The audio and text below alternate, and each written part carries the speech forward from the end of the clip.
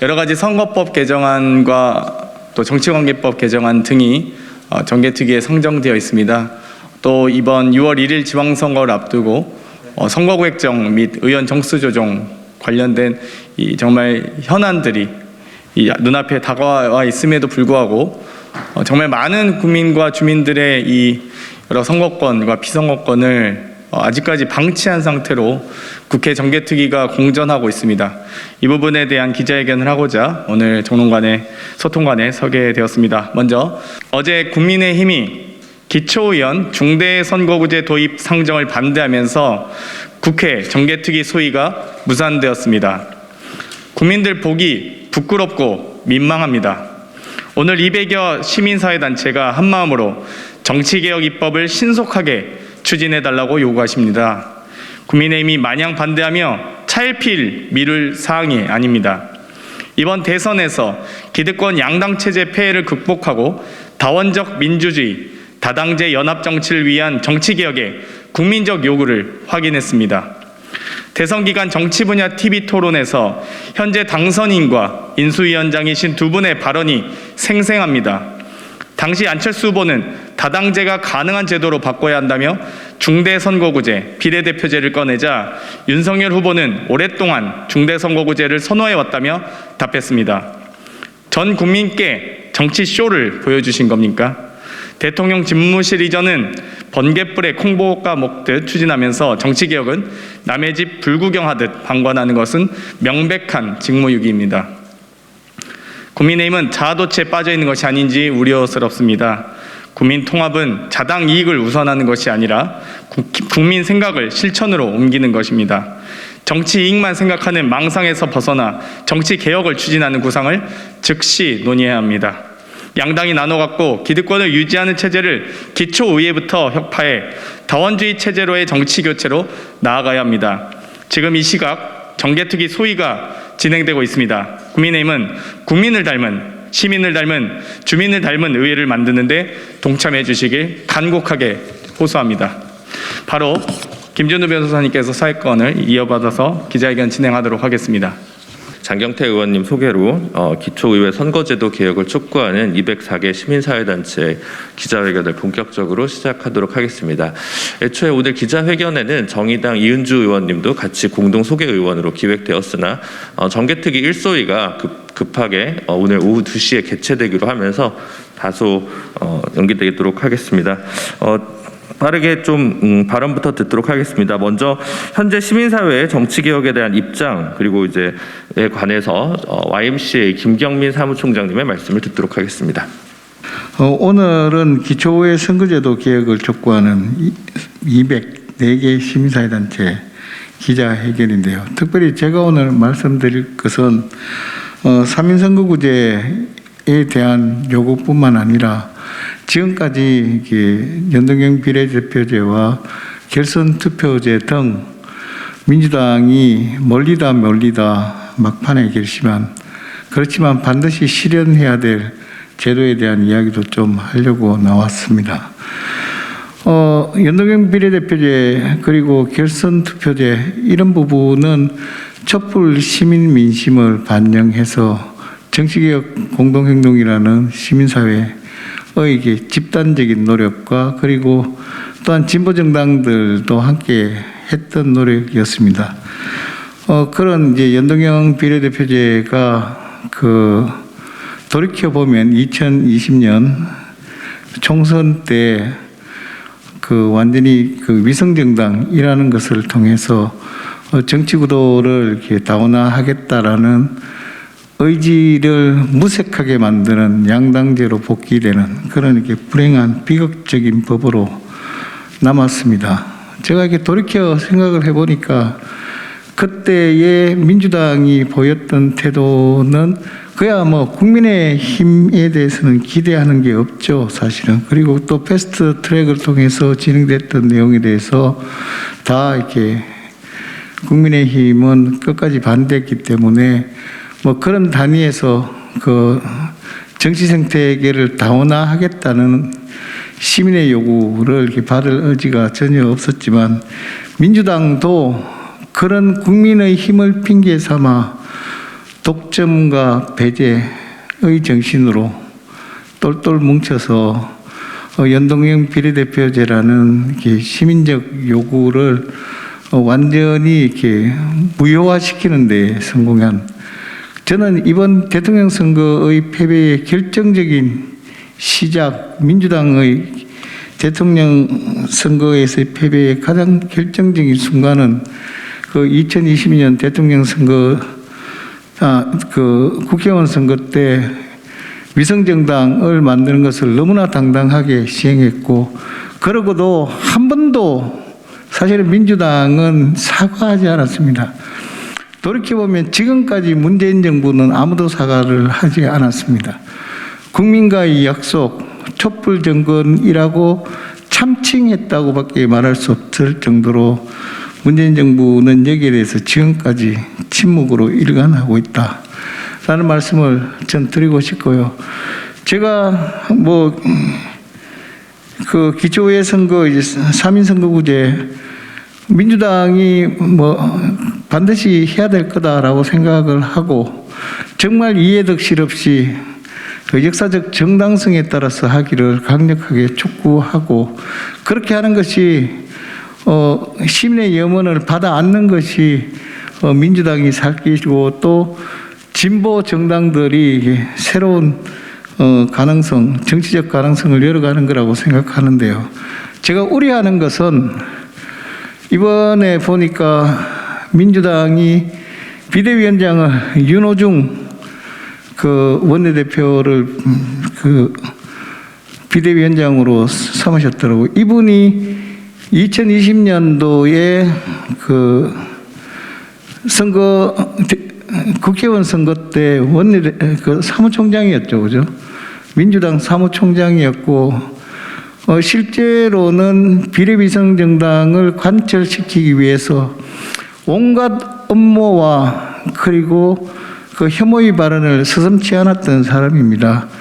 잘 아시겠지만 그 녹색당이 그 플랫폼 정당에 참여하기 위해서 당원 70% 3분의 2에 짧게 하겠습니다. 3분의 2 이상이 찬성을 했는데, 그 다음날 녹색당은 성소수자가 있는 당이다, 그래서 우리는 연대할 수 없다, 이런 발언을 한 사람이고요. 그리고 진보당에 대해서는 우리는 진보당과 이념을 달리한다 라고 하면서 1년도 되지 않은 정당들과 야합해서 위성정당을 만들었던 주체가 지금 현재 정치개혁을 하겠다는 민주당의 그 비상대책위원장입니다. 저는 심각하게 우려하고 있습니다. 그 실제로 정치개혁을 하겠다는 자기들의 그 정치적 설계 안에 과연 진정성이 있을까라는 생각을 하면서, 그렇지만 시민사회가 그리고 국민들이 함께 해초리를 들어서 이번 지방선거와 향후 정치개혁에서 또 이렇게 민주당이 의원총회를 통해서 약속했기 때문에 그 결과를 얻어내는 데에 저희들이 최선을 다하겠다. 민주당이 정말 할 의지가 있는가에 대해서 저는 심각한 의문을 가질 수밖에 없지만, 그래도 시민사회가 최선의 노력을 다해서 견인해 나가도록 노력하겠다라는 말씀을 드리겠습니다. 감사합니다. 지방선거가 코앞인데 선거구를 정하는 법정 시한을 한참 넘기고도 국민의힘이 기초의회 선거제도 개혁 논의에 발목을 잡고 있어서 정개특위가 파행 국면입니다. 잘 아시는 것처럼 현재 기초의원 선거는 득표수에 따라서 2인에서 4인을 선출하는 중선거구제입니다. 그러나 4인 이상 선거구를 2인 이상 선거구로 쪼갤 수 있다는 법에 달린 단서 조항이 거대 양당에 악용되면서 양당이 독식하는 구조로 변질되고 있습니다. 이를 바로잡자는 논의가 바로 진행되어야 하는데 국민의힘이 가로막고 있는 실정입니다. 국민의힘은 기초의회 선거구 획정이 조례로 정할 사안이라는 이유를 대고 있지만, 그건 왜곡된 선거제도를 바로잡을 국회의 책임을 방기하는 것이고, 더 솔직하게는 지금의 기득권을 그대로 유지하고 싶은 심보라고 생각이 됩니다. 사실 그동안 국민의힘이 유권자의 권리 보장이나 정치의 다양성 보장과 같은 정치개혁 논의에 나서거나 협조한 적이 없었죠. 승자 독식 선거제도로 인해서 투표의 상당수가 사표가 되고 또 유권자의 표심이 왜곡돼도 이것을 바로잡기 위한 노력에 나선 적이 없습니다. 이번 대선을 거치면서 국민적인 정치개혁에 대한 요구가 더 커진 상황이라고 생각이 됩니다. 다양한 정치 세력이 의회에 진출해서 정치의 다양성을 높이는 게 정치개혁의 오래된 합의인 만큼 국민의힘에 촉구합니다. 기초의 3위 이상 선거구제 도입, 그리고 여성공천 할당제 의무화, 지방의회 비례대표 확대 등의 비례성을 높이기 위한 선거법 개정에 전향적인 결단 그리고 협조하십시오. 마지막으로 민주당 역시 늦게나마 정치개혁의 의지를 표명한 만큼 민의를 반영하는 선거제도 도입에 끝까지 책임을 다할 것을 촉구합니다. 이상입니다. 반갑습니다. 조금 전에 소개받은 인천 평화복지연대 상임대표 강교수입니다. 올해 대선 과정에서 더불어민주당과 국민의힘당은 서로 경쟁하듯이 통합정치, 결선투표제, 연동형 비례제, 기초의회 중대선거구제 등 다양한 정치 계획을 제안했습니다. 하지만 대선이 끝난 후 기득권 거대 양당은 정치 계획에 대해서 입을 다무고 있습니다. 기초의원 선거구 획정 문제도 마찬가지입니다. 관련법에 의하면 작년 12월 1일까지 확정되어야 되는데 아직 결정 못하고 있습니다. 지방자치에서 가장 중요한 것은 많은 주민들이 참여하여 생활정치에 다양한 민의를 반영하는 것입니다. 기초의회 중대선거구제는 이런 취지로 시작되어 2인에서 4인의 중대선거구제로 운영되어 왔습니다. 가급적 3인 이상의 중대선거구제를 운영하고 2인 선거구는 최소한으로 하여 다양한 민의를 반영하는 것이 원칙입니다. 하지만 그동안의 사례를 보면 거대 양당은 선거구 획정위원회에서 제출한 3인 이상의 선거구를 2인 선거구로 쪼개는 방법을 통해 중대선거구 제도의 취지와 반대되는 결정을 해왔습니다. 인천에서도 마찬가지입니다. 예를 들어 선거구 획정위원회에서 4인 선거구를 2006년도에 9개, 2010년에 8개, 2014년에 4개, 2018년에 4개로 제출하며 시의회에서는 2인 선거구로 쪼개버려 4인 선거구가 모두 없어지게 됩니다. 이러한 사항은 인천뿐만 아니라 각 지역에서도 비일비재하여 시민단체의 비판을 받아왔습니다. 가장 좋은 선거계획은 지방의원 선출에서도 연동형 비례제를 도입하는 것입니다. 이방 지방선거에서 이 제도까지 도입하기는 어려울 수 있습니다. 하지만 최소한 기초의회 중대선거구 문제는 더 이상 4인 선거구 쪼개기가 없도록 하는 것은 꼭 이루어져야 합니다. 정당 간 이해관계를 넘어서야 합니다. 지방 분권에 있어 소통과 참여, 시민주권을 가장 중요시하는 지금 이때 다양한 시민들의 정치 참여와 시민들의 권한을 더 높여내야 합니다. 이를 위해 기초의원 중대선거구제는 더 이상 양보할 수 없는 중요한 정치개혁 과제입니다. 풀뿌리 정치에서부터 다양한 주민들의 참여와 시민주권을 높여낼 수 있도록 국회와 각 정당이 적극 나설 것을 촉구합니다. 정치개혁의 길에 300만 인천 시민들과 함께 인천 평화복지연도 힘차게 함께하도록 하겠습니다. 감사합니다. 국민의힘은 기초의회 선거제도 개혁에 조속히 동참하라. 제8회 전국 동시지방선거가 눈앞에 다가왔다. 1991년 부활한 지방자치제도는 안타깝게도 아직 많은 국민들의 응원과 지지를 충분히 받고 있지는 못하다. 지방자치제도가 충분히 신뢰받지 못하는 것에는 선출직 공직자들의 부패 비리, 충분치 못한 지방분권 등의 요인도 작용하지만 가장 근본적인 문제는 지방선거제도가 갖는 극도의 불비례성으로 인하여 민의가 왜곡되고 있다는 데 있다.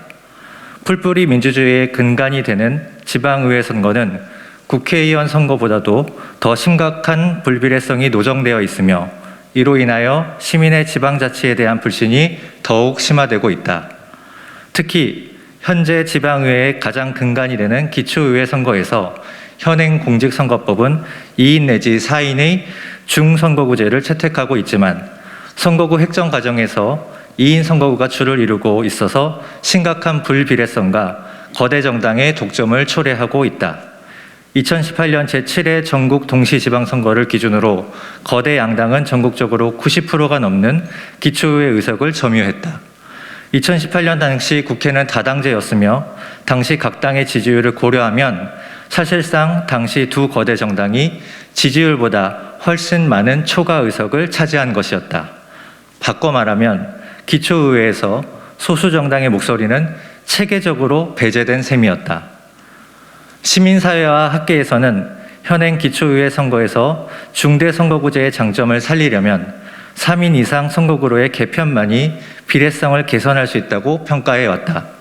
오늘 기자회견에 참여한 시민사회단체 역시 동일한 입장을 오랫동안 견지해왔다. 우리는 제8회 전국 동시지방선거에서 기초의회의 중대선거구가 실질화되어서 비례성이 개선될 수 있도록 국회의 신속한 논의와 결단을 촉구한다. 다행스럽게도 현재 21대 국회에서 정의당 이은주 의원은 기초의회를 3인에서 5인 선거구로 하는 법안을 발의한 바 있고 더불어민주당의 경우 김영배 의원이 3인에서 4인 선거구를 기본으로 하는 법안을 발의했으며 윤호중 원내대표 겸 비대위원장은 3인에서 5인 선거구로의 법률 개정에 찬성 입장을 언론에 천명한 바 있다. 결론적으로 현재 국회 정개특위의 논의를 가로막고 있는 것은 국민의힘이다. 윤석열 대통령 당선자는 법정 TV토론에서 중대선거구제도를 선호한다는 입장을 시민들 앞에서 공개적으로 천명한 바 있고 공동정부를 구성하기로 한 안철수 인수위원장은 독일식 연동형 비례제를 공약한 바 있다. 선출직 공직자의 비례성 확대에 동의한다고 볼 수 있다. 그럼에도 불구하고 현재 국민의힘이 기초의회의 중대선거구 확대에 관하여 일체의 논의를 거부하고 있는 것은 이해가 가지 않는 태도이다. 주제하다시피 이번 국회 정개특위가 구성된 것은 헌법재판소가 지방의회 선거의 비례성을 개선하라는 취지의 헌법 불합치 결정을 내린 데서 비롯된다. 비례성 개선은 단순히 지역 선거구 간의 인구 편차를 감축하는 것에서 달성되지 않으며 민의를 그대로 반영할 수 있는 선거제도 구축이 동반되어야 한다. 이를 위해 국회는 3인 이상 중대 선거구제를 확대하고 여성공천 할당제를 의무화하는 등 지방의회의 비례성을 확대하기 위한 구체적인 입법 노력을 기울여야 한다. 사회의 다양한 세력의 의회 진출 등 대표성과 다양성 확충을 위하여 비례대표 의석수를 확대해야 할 것이다. 시간이 얼마 남지 않았다. 현재 국회 정개특위 논의가 공전되어 지역구 획정 절차가 지연되고 있으며 이로 인하여 시민들의 참정권이 실질적으로 훼손되고 있다. 우리는 한시 바삐 국회가 비례성을 최대한 개선하는 선거제도 개혁 입법을 통하여 제8회 전국 동시지방선거에서 시민의 얼굴을 닮은 지방의회가 구성되어 지방자치의 활성화와 시민들의 지방자치에 대한 신뢰가 재구축될 수 있기를 염원한다. 이를 위해서는 모든 원내 정당들이 당리 당략보다 지방의회가 신뢰를 얻는 방법에 기초한 열린 태도로 입법을 추진해야 할 것이다. 특히 현재 기초의회 비례성에 관하여 모르쇠로 일관하고 있는 국민의힘의 근본적인 성찰과 방향 전환이 필요함은 물론이다.